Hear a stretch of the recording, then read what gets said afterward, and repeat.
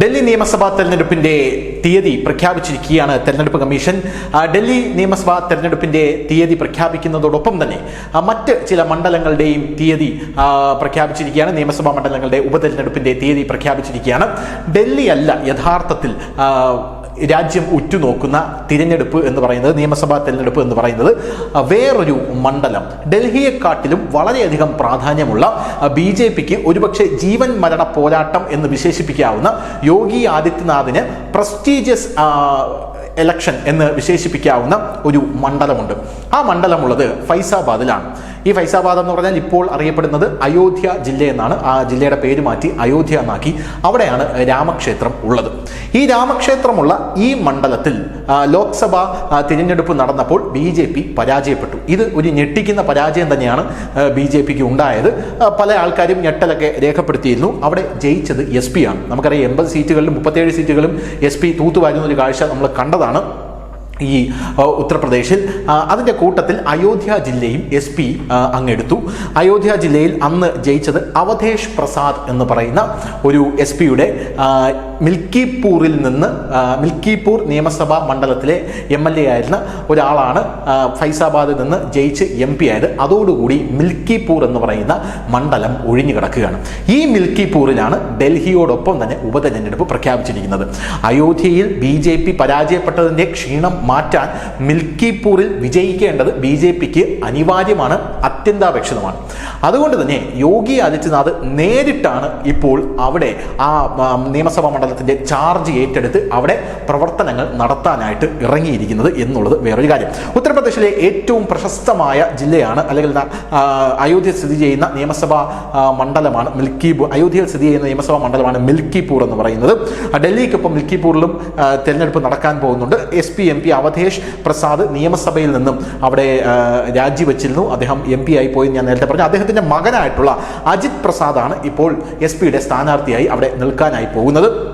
BJPക്ക് ഒരു ബാലികേറ മലയാണ് ഈ മിൽക്കിപൂർ എന്നാണ് പറയുന്നത്. കാരണം മുസ്ലിം ജനസംഖ്യ ധാരാളമുള്ള ഒരു സ്ഥലമാണ്. BJP അവിടെ പ്രഖ്യാപിച്ചിട്ടില്ല സ്ഥാനാർത്ഥിയെ. UP-യിലെ 9 സീറ്റുകളിലേക്ക് BJP ഉപതെരഞ്ഞെടുപ്പ് നടന്നിരുന്നു. നമുക്കറിയാം ഈ ലോക്സഭാ തിരഞ്ഞെടുപ്പിൻ്റെ UP-യിലെ ഒരു ചെറിയ ഒരു നിരാശയ്ക്ക് ശേഷം UP-യിൽ തന്നെ 9 നിയമസഭാ മണ്ഡലങ്ങളിലേക്ക് ഉപതെരഞ്ഞെടുപ്പ് നടന്നിരുന്നു. ഇത് യോഗി ആദിത്യനാഥിന്റെ കരുത്ത് തെളിയിക്കുന്ന തെരഞ്ഞെടുപ്പ് എന്നാണ് അറിയപ്പെടുന്നത്. ഇതിൽ 7 യോഗി ആദിത്യനാഥ് വിജയിച്ചു കയറി. SP-യുടെ പല സിറ്റിംഗ് സീറ്റുകളും യോഗി ആദിത്യനാഥ് പിടിച്ചെടുത്തു, അല്ലെങ്കിൽ BJP പിടിച്ചെടുത്തു. അത് യോഗി ആദിത്യനാഥിന് വലിയ രീതിയിലുള്ള ഒരു മേൽക്കൈ അല്ലെങ്കിൽ ഒരു ശക്തി പകർന്നു. ഇപ്പോഴിതാ മിൽക്കിപൂറിലെ തെരഞ്ഞെടുപ്പ് വരുമ്പോഴും യോഗി ആദിത്യനാഥിന് അത് വലിയൊരു ജീവൻ മരണ പോരാട്ടമാണ്. മിൽക്കിപൂർ പിടിച്ചു കഴിഞ്ഞാൽ യോഗി ആദിത്യനാഥ് ഒരു ഹൈന്ദവ അപ്പോസ്തലനൊക്കെയായി അറിയപ്പെടാനുള്ള സാധ്യത വളരെ കൂടുതലാണ് എന്നാണ് രാഷ്ട്രീയ നിരീക്ഷകരൊക്കെ പറയുന്നത്. പോരാത്തതിന് SP-യും BJP-യും നേർക്കുനേർ മുട്ടുന്ന ഒരു തെരഞ്ഞെടുപ്പ് കൂടെയായിരിക്കും മിൽക്കിപൂറിൽ ഉണ്ടാകുന്നത്. അവധേഷ് കുമാർ ഇപ്പോൾ പറഞ്ഞിരിക്കുന്നത് മിൽക്കിപൂറിൽ യോഗി ആദിത്യനാഥ് അല്ല, വേറെ ആര് വിചാരിച്ചാലും അത് തങ്ങളുടെ കയ്യിൽ നിന്ന് പിടിച്ചെടുക്കാൻ സാധിക്കില്ല എന്നൊക്കെയാണ്.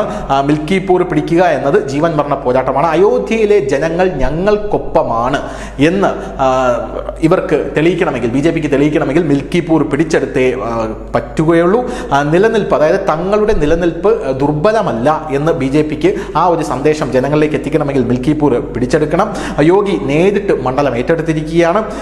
വൻ ഒരുക്കമാണ് ഈ മണ്ഡലം പിടിച്ചെടുക്കാനായിട്ട്. ഒരുപക്ഷെ ഡൽഹി തെരഞ്ഞെടുപ്പിൽ BJP ഒരുക്കുന്നതിനെക്കാട്ടിലും വലിയ ഒരുക്കമാണ് BJP ഈ ഒരു നിയമസഭാ മണ്ഡലം പിടിച്ചെടുക്കാനായിട്ട് ഇപ്പോൾ നടത്തിയിരിക്കുന്നത്. ഈ നിയമസഭാ മണ്ഡലം പിടിച്ചെടുക്കാനായി യോഗി ആദിത്യനാഥ് നേരിട്ട് വരുന്നു, പ്രവർത്തകരുടെ മീറ്റിംഗ് വിളിക്കുന്നു. പോരാത്തതിന് 6 മന്ത്രിമാരെയാണ് BJP ഈ മണ്ഡലം പിടിച്ചെടുക്കാനായി രംഗത്തിറക്കിയിരിക്കുന്നത്.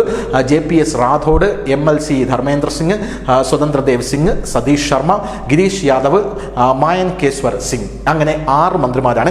ഈ 6 മന്ത്രിമാർ അയോധ്യ ജില്ലയിലെ ചാർജുള്ള മന്ത്രിയായിട്ടുള്ള സൂര്യപ്രതാപ് ഷാഹിയുമായി സഹകരിച്ച് പ്രവർത്തിക്കും എന്നാണ് അറിയാനായിട്ട് സാധിക്കുന്നത്. എന്തായാലും യോഗി ആദിത്യനാഥ് ഫുൾ കോൺഫിഡൻസിലാണ് നിൽക്കുന്നത് എന്നുള്ള കാര്യത്തിൽ തർക്കമില്ല. അത് അദ്ദേഹത്തിൻ്റെ കഴിഞ്ഞ ദിവസത്തെ പ്രവർത്തകരുമായുള്ള ഒരു അഭിസംബോധനയിൽ ആചാര്യ നരേന്ദ്ര ദേവ അഗ്രികൾച്ചറൽ യൂണിവേഴ്സിറ്റിയിൽ അദ്ദേഹം പാർട്ടി പ്രവർത്തകരെ അഭിസംബോധന ചെയ്തപ്പോഴുള്ള അദ്ദേഹത്തിൻ്റെ സംസാരത്തിൽ വ്യക്തമായിരുന്നു. കുന്ദർക്കി എന്ന് പറയുന്ന മൊറാദാബാദിലുള്ള ഒരു നിയമസഭാ മണ്ഡലമുണ്ട്. അതായത് മൊറാദാബാദ് ജില്ലയിലുള്ള ഒരു നിയമസഭാ മണ്ഡലമുണ്ട്. ഈ കുന്ദർക്കിയുടെ പ്രത്യേകത എന്ന് പറഞ്ഞാൽ ഇവിടെ 65% മുസ്ലിം ജനസംഖ്യയാണ് എന്നുള്ളതാണ്. ഈ 65% മുസ്ലിം ജനസംഖ്യയുള്ള കുന്ദർക്കി ഞങ്ങൾക്ക് പിടിച്ചെടുക്കാൻ സാധിക്കുമെങ്കിൽ മുസ്ലിങ്ങൾ ധാരാളമുള്ള ഈ അയോധ്യ ജില്ലയിലെ മിൽക്കിപൂർ ഞങ്ങൾക്ക് പിടിച്ചെടുക്കാനും യാതൊരുവിധ പ്രശ്നവുമില്ല എന്നാണ് പറഞ്ഞിരിക്കുന്നത്. അതുകൊണ്ട് തന്നെ എൻ്റെ 2 ടേം, അതായത് യോഗി ആദിത്യനാഥിന്റെ 2 ടേമിൽ അദ്ദേഹം നടത്തിയ സകല പ്രവർത്തനങ്ങളും ക്രോഡീകരിച്ച് മിൽക്കിപൂരിൽ ഓരോ ജനങ്ങളുടെ വീടുകൾ കയറി ഇറങ്ങി അവരുടെ ചെവിയിലെത്തിക്കണമെന്നാണ് യോഗി ആദിത്യനാഥിന്റെ ഇപ്പോഴത്തെ ഒരു പ്രസ്താവന എന്ന് പറയുന്നത്. അദ്ദേഹം പാർട്ടി പ്രവർത്തകരെ അഭിസംബോധന ചെയ്തുകൊണ്ട് പറയുന്നത്, പോരാത്തതിന് തങ്ങൾ ഈ നാട്ടിൽ കൊണ്ടുവന്ന കാര്യങ്ങളെല്ലാം തന്നെ അറിയിക്കണം എന്ന് യോഗി ആദിത്യനാഥ് പറയുന്നു. ഈ കുന്ദർക്കി എന്ന് പറയുന്ന പ്രദേശം 65% മുസ്ലിം ജനസംഖ്യയുള്ള പ്രദേശം യോഗി ആദിത്യനാഥ് പിടിച്ചെടുത്തത് വളരെ വലിയൊരു വിപ്ലവാത്മകമായിട്ടുള്ള ഒരു വിജയം തന്നെയായിരുന്നു. വലിയ രീതിയിൽ BSP അടക്കമുള്ളവർ ഞെട്ടിപ്പോയി. അതായത് അവിടെ ഈ പശ്വന്ത മുസ്ലിംസ് എന്ന് പറയുന്ന മുസ്ലിങ്ങളുടെ ദളിത് വിഭാഗത്തിന് യോഗി ആദിത്യനാഥ് ഉത്തർപ്രദേശിൽ അവരെ ഉദ്ധരിക്കാനായി ധാരാളം പദ്ധതികൾ കൊണ്ടുവരുന്നു. അതുകൊണ്ട് തന്നെ അങ്ങനെയുള്ള മുസ്ലിങ്ങൾ മുഴുവൻ യോഗി ആദിത്യനാഥിന്റെ കൂടെയാണ്. അങ്ങനെയാണ് കുന്ദർക്കിയിൽ യോഗി വലിയ വിജയം BJPക്ക് നേടിക്കൊടുത്തത്. സമാനമായ രീതിയിൽ മിൽക്കിപൂരിലും വിജയം നേടാൻ സാധിക്കും എന്നാണ് യോഗി ആദിത്യനാഥ് നിലവിൽ വിചാരിക്കുന്നത്. ഇതൊരു ജീവൻ മരണ പോരാട്ടമാണ്.